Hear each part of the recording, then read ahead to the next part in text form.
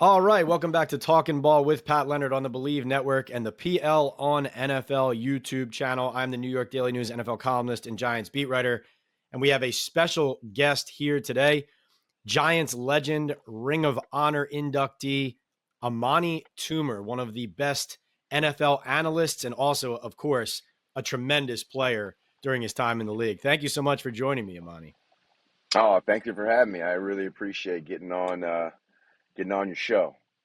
Yeah, no, thank you. We are brought to you here on Talkin Ball by BOOM Chaga Mushroom SuperDrink, MyBookie Sportsbook, Estate98 Coffee, and Sal Lauretta for Men, luxury menswear and tailoring in Midland Park, New Jersey. Got to get you in there, Amani, although I know you don't need any help dressing well. All right, so let's always come and correct, right? And that's what we're going to do here today. The reason I asked you to come on the show this week is you had a very poignant, I thought, comment on the Bart and Carlin show on ESPN New York radio. And this was in relation to your former teammate, Michael Strahan, waving the Philadelphia Eagles flag during a pregame segment on Fox before the Super Bowl, where he was essentially saying, I feel so strongly about Saquon Barkley as a player and as a person, I'm willing to, even as a Giants legend, to wave this Eagles flag. A lot of fans were upset.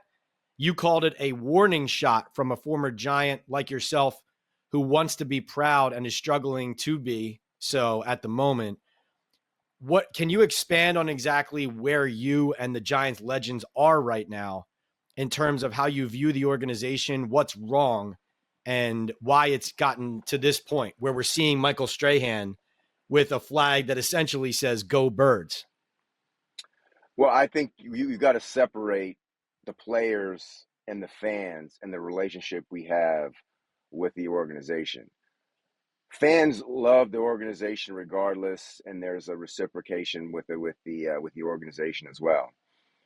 When we were playing, there was not this unconditional love. We had to perform to remain on the Giants. We had to prove our mettle year in, year out, play in, play out, and it was very conditional. So that's the difference between the players and the fans. So now that I'm not a player anymore and I'm, on the other side of things, I feel like I want to hold the organization to the same standard that they held us to where we're not just going to be sitting back and cheering and all this stuff and support. Well, we're going to support because we love the organization, but we have a different type of relationship. It's not the same. So when I see the organization kind of floundering the way it is, and then I see the organization kind of just say, oh, well, let's just do the same thing again and we'll see if we're getting better. That's when I'm just kind of like, nah, man, I can understand where Strahan's coming from. And I think a lot of people are like that. We're just disappointed. And first of all, we don't know how it got this way. Secondly, all the moves that have been made, I love Brian Dable. I love Joe Sheehan. But at the end of the day, this is not a personality contest. This is a results business. And the results just aren't there. It's not personal. I don't hate these guys. I just want the results. It's like, show me the baby, I mean, show me something to be proud of, because they weren't proud, my first year here when I couldn't see the field, or they weren't proud when, my second year I still wasn't starting, or even my third year when I wasn't starting. They weren't proud. They were just kind of like, yeah, well, you're getting paid. You should just be quiet and, keep working. And that's just what I did. And I got to a point where I was an integral part of the organization for a long time, but it wasn't given. It wasn't because they liked my personality. It was because I performed. And so I'm just want to hold a mirror up to say, hey, look, and Strahan was the exact same way. There was many times when, oh, he's making too much money. He's too much of this. He's too much of that. He thinks he's all that. And he had to prove himself. And so I feel like the organization that I love, that Strahan loves, that a lot of the former Giants love and take a lot of pride in, it's just not going in the direction that we want it to go in. I mean, we're one of the worst. I mean, we were fighting for the first pick of the draft. I don't ever remember us getting that high, except when we got Saquon. But it's not been good, especially the draft picks have not panned out. And it's sad to see. I'm sorry to go on for so long, but it's just sad to see No. that players have to go other places to let their talent show. So the development of our players is just not there. No, it is sad to see because, like you said, especially recently with guys like Saquon Barkley and Xavier McKinney, it's starting to become a trend. It's not just like it's not one guy here or there. Saquon Barkley's signing with Philadelphia, the Giants' decision to actively like not want him and let him walk was really the genesis of what, from my vantage point, Michael's comment and his willingness to do that. And I think I could tell you, Amani, from being in the locker room all year, and this isn't a secret, but I think from the Giants players' point of view, it set a dangerous precedent, both with McKinney and Saquon too. But with Saquon in particular, because the players felt so strongly about what he was to their locker room as a leader and as a person, from my vantage point, it set a dangerous precedent, not only getting rid of a good or great player, but also maybe sending a dangerous message like this is not what we value here above all. My question to you is, how do you come back from that as an organization? Like when you were here, like you said, certain behaviors and work ethics and values and leadership was rewarded and other qualities were not. Like if you're not rewarding the proper qualities, can you come back from that? Like how do you undo that as an organization? That's a great question because when I first got here, Dan Reeves was here, and him and Ernie and George Young did not get along. So everybody would be in the locker room taking stock on who brought you here. So if because I remember Dan Reeves signed, there was a defensive lineman that Dan Reeves signed, gave a big signing bonus, but George Young didn't like him. So halfway through training camp, they cut him. So because George Young cut one of Dan Reeves' guys, Dan Reeves turned around and cut one of George Young's guys.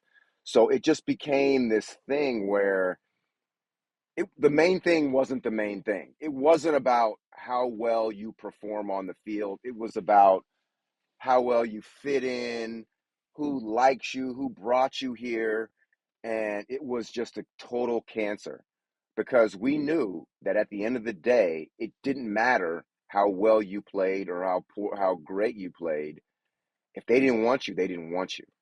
And then when Ernie Accorsi came in, Ernie Accorsi and Jim Fossil, they cut all that out. They were like, look, I remember Fossil, his first meeting, he was like, I don't have a lot of rules because I don't want to fine you. He said, I just want you guys to come in there and play. And if you play well, you will be here. If you don't, you will not. And, I don't understand how, like, a lot of these locker rooms are like, oh, we don't like this type of guy. This isn't the Boy Scouts. This isn't, the Glee Club. This isn't, American Idol or The Bachelor. This is football. And you're going to get some guys that can just play football really well that have questionable character. Now, the true art of coaching is to get those guys in line, to get those guys to kind of be bigger than themselves and sacrifice for the team. And that's what I did not see.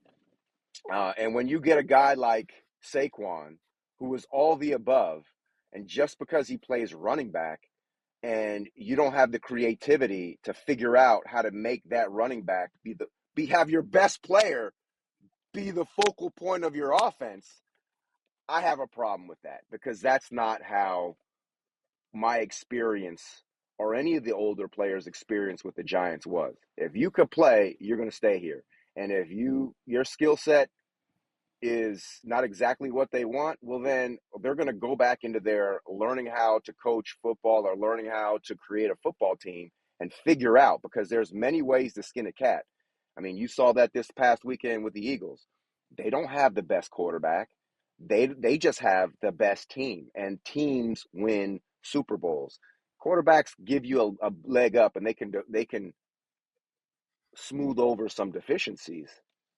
But if you don't have the team, it doesn't matter. I mean, you have one of the best quarterbacks of all time. People said he's better than Tom Brady. But if nobody's blocking for him, it doesn't matter. So we need to build a team and stop worrying about a certain position and make sure that we're putting the best 53 out there, because 53 will beat one every day of the week and twice on Sunday.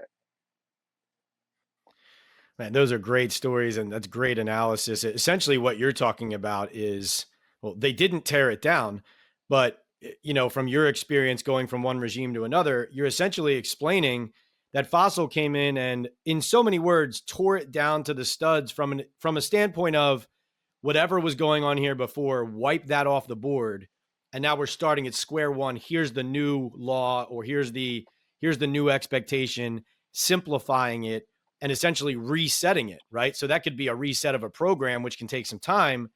But if things are going wrong enough, maybe that's where you're going. So that takes me to my next question, Amani, is where can the Giants start to turn this around? And I guess I would specify this question by saying, when you looked on the field this season, what areas of the team, as far as performance, did you feel were so glaringly not being held accountable that need to be held accountable better for the expectations to be higher the way they once were when you were playing here?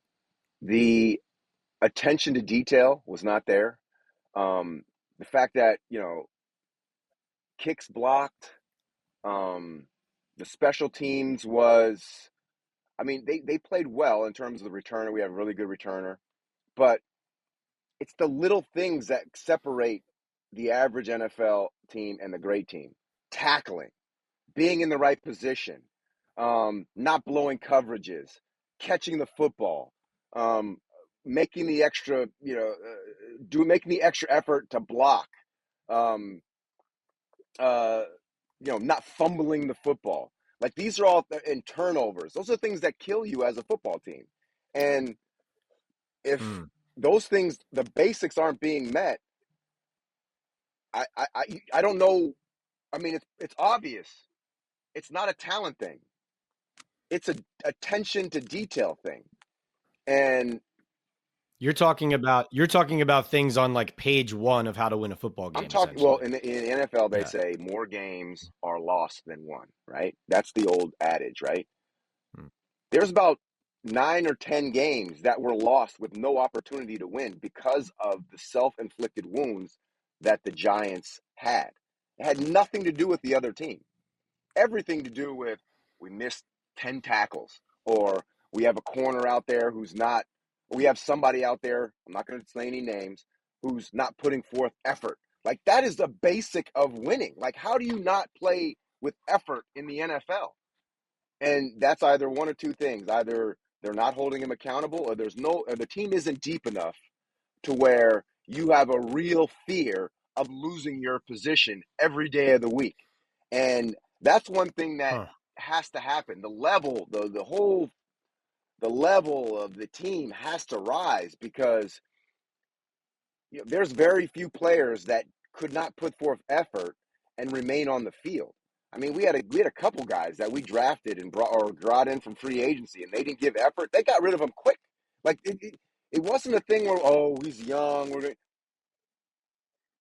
Proof is in the pudding. Like, if you don't put it out there on the field, I don't care where we drafted you. I don't care what you did in college. I don't care what you did on other teams. You gotta show and prove for the NY. And if you don't, then we don't got no space for you. And that's how you build pride in an organization. That's how you build pride in the team that you're playing for. When you look around and you're like, wow, I gotta play hard because I know this guy is gonna play hard too, and I'm not gonna let him down. And if I let him down, they got another young guy who's about to take my spot. Like, there's that type of pressure that you always have to feel. And if you don't feel that pressure, that's on everybody. So, there's a lot that needs to be fixed about this roster and team, right?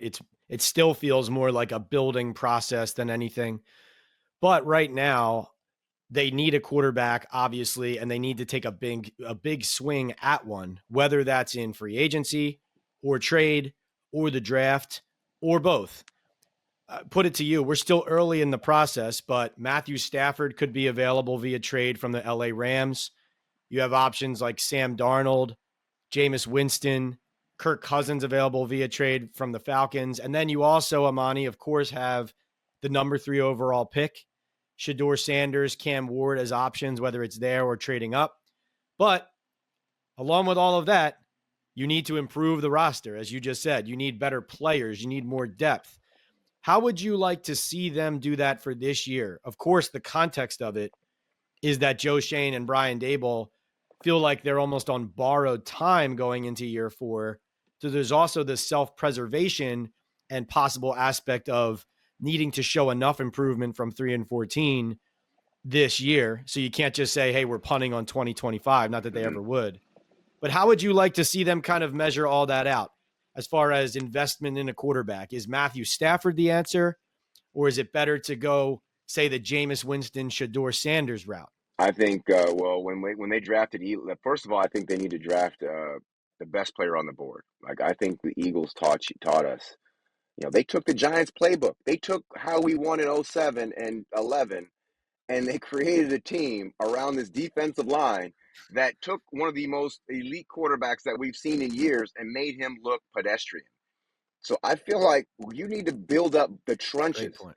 That you can win in this league without an elite quarterback. You cannot win in this league without a elite offensive line, because one thing that happens when you have that elite offensive line, you travel well, because running game travels everywhere.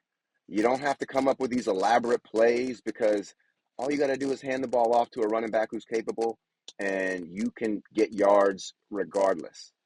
And, the passing game is beautiful. I was a wide receiver. I loved it. But I realized that when you look at how you win a football game, more often than not is because you're controlling the clock and you're keeping that high-powered offense on that you're playing against on the sideline. So there's so many ways to win in football. They could do a deep dive and really look at the talent, because we let 3 Pro Bowlers out of our building, McKinney, Saquon, and Williams. We let them just go. Yep. And I'm sure there's more of them. You got Evan Ingram. You got, even Shepard played Amani, well. isn't it crazy to say? Isn't it crazy to say that out loud? Like, again, it's Love, like, yes, there's context to different decisions, but yeah, yeah, Julian Love, right? And that's the so fascinating part about it is they're all good players who have gotten better and thrived more where they've gone, but they all were fabrics of the leadership and the culture of the team. Like, one thing that a player said to me on breakup day was that, and he said, I don't know if this is culture or what it is, but he said there's a feeling on our sideline when something goes wrong in a game that it's kind of like a here we go yeah, again. Even if nobody mm-hmm, says it, that's the yeah, mood. It's like, well, there it goes, right? And so it's like if the offense turns the ball over, the defense's reaction isn't, well, we're going to get a stop and turn this around and give it back to them. It's, oh boy, short field. And if the defense gives up a long touchdown pass, the offense's reaction isn't, we're going to go pick them up and go on an 18-play drive and go score. It's, oh man, now we're down again. We never win when we're down, wow, So the players, sorry to interrupt you there, but the players that you mentioned, they're the guys who were the backbone in those moments. Like Julian Love, McKinney, Williams, Saquon above all. Like, they were the guys who were in everybody's ear, like, we got this, yeah. right? Like, that's the part that drives me nuts. That's a Just cultural problem, and that's not going to be solved by getting. You could draft whoever you want. We could have drafted Patrick Mahomes. I mean, if that culture is not there, then that's a big problem. And I don't know how to change culture. Um, Mhm. actually, I do know how to change culture. But How? you just gotta change everything. Change the way you practice, change everything, so that there's nothing similar from last year. So comfortability kills teams. And if they feel comfortable, oh, we're going to be on a Tuesday and this, raise the bar of expectations. And if they're and raise it to a point where if you don't want to be on this team, it becomes brutally honest. Little thing what Tom Coughlin did was I didn't know. To flip it to a couple potential silver linings, you were mentioning the investment in the offensive line, and there's a part of me that feels, we'll see what happens, and it's obviously a heavy lift. I think Chris Snee, your former teammate's presence in the front office and his eye on offensive line prospects Did he just get hired? could be the ace in the hole. Like if you're a Giants fan looking at, he was hired prior to last season, early, I think maybe last summer. So how do you feel about my hypothesis there that having, because listen, the way they've drafted offensive linemen in the last few years, especially that first draft, Joe Shane comes in, the Evan Neal, Josh Azudu, Marcus McKeithen draft has them behind the eight ball. Even John Michael Schmitz, a second round pick out of Minnesota, still needs to be showing more to justify that investment. But, from knowing Chris, better than we do you feel like because he knows what it looks like, because he played for a Giants team that knows what it is to play Giants football, and he has that foundation of cultural and Giant awareness, like can that be, even though he's just one person, could that be an X factor that kind of flips the switch for them? I mean, if he was there last year and the offensive line this year was not much better, I mean, maybe another year or two he has to do it. But I don't know. First of all, I don't know how much they listen to him, and secondly, I don't know how much Mm. input he's having. But if he was there last year and they put together this offensive line, which was better than the year before, I'll give him that, but not much. Um, Yeah. I I mean, like I would love to sit up here and say, oh yeah, Snee's going to fix it, but I know it's not that easy because there's a lot of people, there's a lot of cooks in that kitchen up there, and I don't know what kind of actual input he Mm. actually has on that. But I trust Sneed, but I just don't know how much weight he has. No, that's a really honest and smart answer. I mean, yeah, his technical term or title is senior scout, but to your point, there's a lot of scouts, plus there's all the executives over top of the scouts. So that's one evaluation Yeah, coming in. So for that to carry weight, it needs to be pulled out of the pile and elevated, right? So that's a fair point. Also, at your position, obviously one of the greatest Giants receivers ever yourself. We just watched their first round pick, Malik Nabers, put some really good football on tape. Not perfect, a lot of pre snap penalties, plenty of stuff to clean up. Still very young, though, 21 years old, and an explosive, dynamic talent. What do you think of Malik? What did you like about what you saw? And how would you just evaluate him right now after 1 year in I'd the league? say he's very super productive, and he definitely has some. He has ability to get open, to catch the football. Consistency is something that most young players don't have. So I understand that he's not in a great situation in terms of, three different quarterbacks in his rookie season. But I think he has a lot of room to grow with his route running, with his consistently catching the football. And I want him to understand that he's not always going to be the guy who has the most targets in the entire football league. So he has to put up the similar numbers with probably 50 or 70 less targets, and then I'd say he's an elite guy. Other than that, I feel like he has so many opportunities Hmm. that I hope he, like, one thing that when you first get in there, they want to see what you got and all that stuff. They give you a lot of opportunities. That's great. But as you get older and as you get more, you know, a more diverse offense. I mean, they really have nobody else but him and the running back. So I feel like he's going to have to Mm-hmm. be able to get the same numbers with less opportunities and be a part of an offense that's, more than just him, for him to really kind of Right. They force fed get in him. that Yeah. elite category that his numbers showed that he was this year. I mean, he had No, 20, great point. Two more he had quick 20 ones. Thank you targets. so much.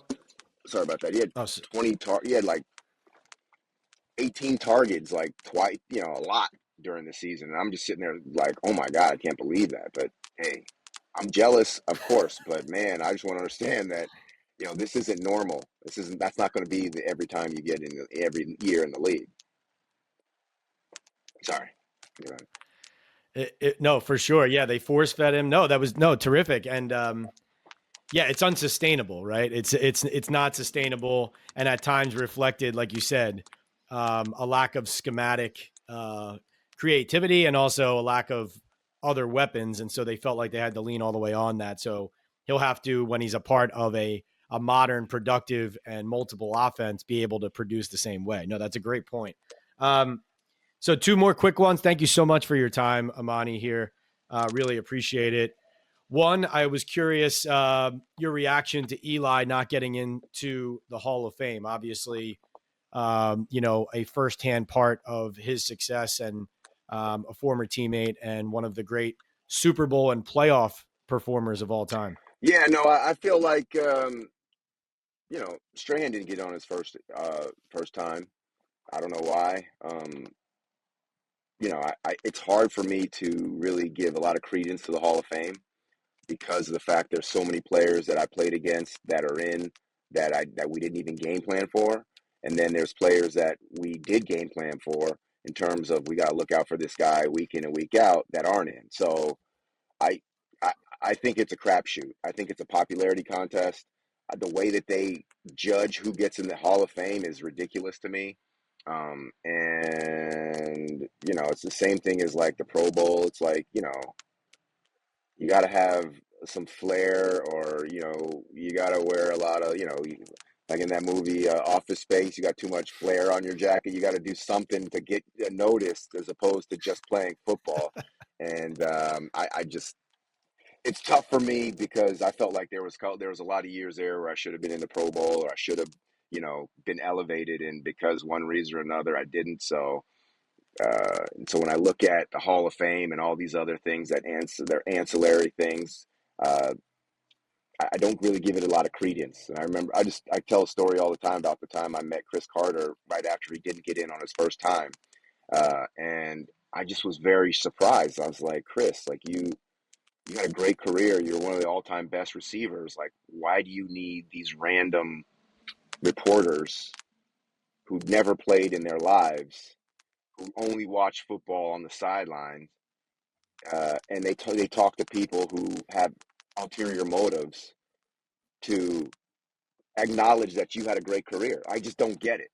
And so that's when I was really like, man, this Hall of Fame thing is crazy. But people go crazy over it. And a lot of these older players, like, they go crazy over it. And I'm sitting there like, I would be more on the T.O. camp. T.O. is like, I'm not going. And I'm just going to have my own Hall of Fame party at my house because I'm not cowing down to allowing somebody else to control what I know to have been a great career. And that's why I'm totally on Camp T.O. when it comes to how you handle the Hall of Fame and all these other ancillary media driven. I mean, look at the MVP race this year. It's ridiculous. It was ridiculous with Josh Allen. Ridiculous. Oh my God, ridiculous. There are, and I'm not always, I don't, I usually just evaluate the vote, and I don't go towards like complaining about the voters. But when they released the votes, I'm not going to use any names, but there were more than a handful of people who voted for the MVP who, in my opinion, should not have a vote for that award. Yeah, like, And, they have listen, they I have think, former players that were never any good yeah. that are like, oh, well, you to be on the elite level. I'm like, you weren't on the elite level. How are you telling anybody else how to be on their elite level? Oh, how do you got to take to the next step? Like this guy Dan Orlovsky. Like, he was a great player for a long time. I mean, not a great player. He was No, a a player, not hundred a great percent. player, a player for a long time. And I respect his opinion. But like when you're talking about an upper echelon, something that you've never even like flirted with, or Emmanuel Acho, who played 4 years, where he's talking about like some of these guys, I'm just like, whoa, easy. I mean, you could talk about being in the NFL, that's great, but you're talking about elite stuff, like, nah, buddy, you don't have the pelts on your wall. Your Palmeiras uh, don't allow you to get in the upper echelon. And some people can say that about me, but like, I feel like I Yep. flirted with it more than they did, a lot more than they No did. You know what I doubt. mean? No doubt. Well, and also I'm glad you said the part right at the beginning too. You mentioned that it stuck out to you that some guys were in the Hall of Fame that you never game plan for, and there were guys who aren't in that you always game plan for. And I know enough to know there's a lot I don't know, right? I didn't play in the NFL. I never played football. I played a bunch of different sports, never played football. I'm not going to sit here and say I know more than, players like yourself about the game. But my firm belief on the Hall of Fame, very simply, without getting into all the weeds, is if the guy wasn't an obvious Hall of Famer when he was playing, how can you what's the point of deciding after his career, oh, let's parse his stats and look at how he did this and didn't do that? It's like, no, no, no. Go ask the people who played against the guy. Was he great?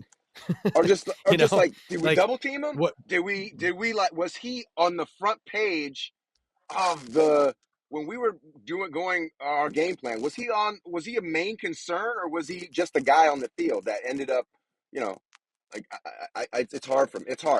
You're right. Go. Sorry, I'm gonna cut you off. No, no, no. Great, great point. All right, last one. As a Hmm. Michigan man, how excited are you to have Wink Martindale as the defensive coordinator now going into his second year there? Obviously, it was a big loss for the Giants, but Michigan with Sharon Moore, after a kind of a predictable rocky start with all the talent they lost early on, found their footing, knock off Ohio State, holding them to 10 points, and Wink a huge part of that, seemingly culturally and also scheme Yeah, I'm not wise. surprised when you go from the NFL and how you scheme and